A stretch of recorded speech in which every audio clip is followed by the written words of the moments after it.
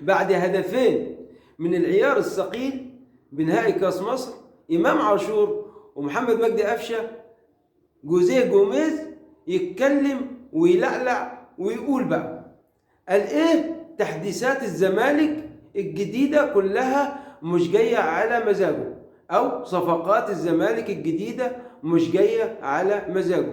مفيش الا غير ثلاثه بس اللي هو مقتنع بيهم. مين هم دول يا بروفيسور؟ مين جوزيه جوميز؟ مين دول اللي انت مقتنع بيهم حضرتك؟ الاول تحديث، التحديث اللي اسمه عبد الله السعيد، مقتنع بيه جدا. تاني تحديث، التحديث اللي اسمه ناصر ماهر، مقتنع بيه جدا جدا. تالت تحديث محمد شحاته، مقتنع بيه جدا. يا راجل، بقى مقتنع بتحديث عبد الله السعيد، والتحديث اللي هو موجود وابن نادي الزمالك سيف فاروق جعفر مش مقتنع بيه؟ عقليا كده ايه مدرب بلوزه ده ولا ايه ده؟ ايه ده؟ انا مش فاهم والله العظيم. ده بيعمل لنفسه حفره عشان يمشي من الزمالك مبكرا من ربنا.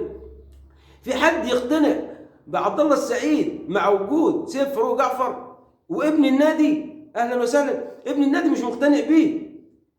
يعني عاوز اعرف انا، تحديث عبد الله السعيد ده قديم جدا، واتكلمت عليه قبل كده. تحديث قديم جدا، زائد ان عندك تحديثات قديمه الناس بطلت تستخدمها، زي شيكابالا. شيكابالا ده تحديث قديم خالص، خلاص ما فيش منه فايده، مش هيعمل للزمالك، مش هيضيف للزمالك حاجه، ما حدش هيقرب عليه، ما حدش هيبص عليه تاني، خلاص كده. احنا شفنا الفضيحه اللي طلع بيها من الاستاد. الله، ده عمل له شو ومنظر كده في الاستاد كده بعد المباراه ما خلصت، ويعمل للجماهير كده. طب ما انت لو كسبت كنت كده يا باشا. ايه يا شيكا، ما انت لو كسبت كنت تبقى كده برضك يعني. امال انت رايح السعوديه ليه؟ انا عاوز افهم يعني مثلا، بس يعني انت بتقول للجماهير كده يا شيكا؟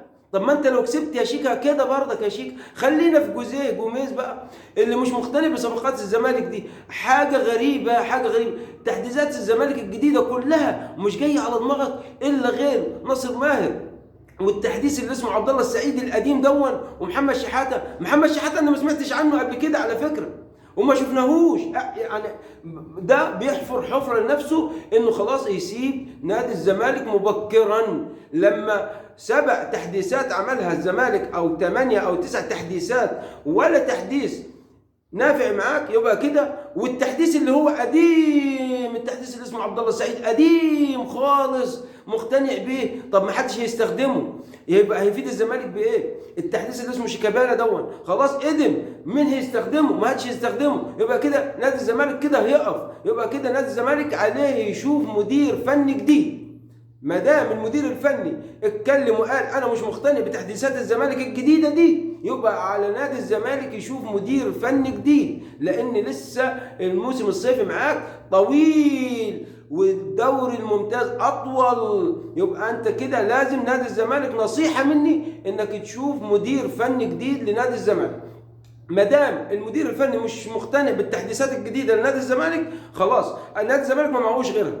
خلاص عامل الاصدار ونزل التحديثات، وعلى المدير الفني يتعامل. المدير الفني النهارده بيقول انا مش هتعامل مع التحديثات دي الا غير مع عبد الله السعيد، ناصر ماهر، محمد شحاته.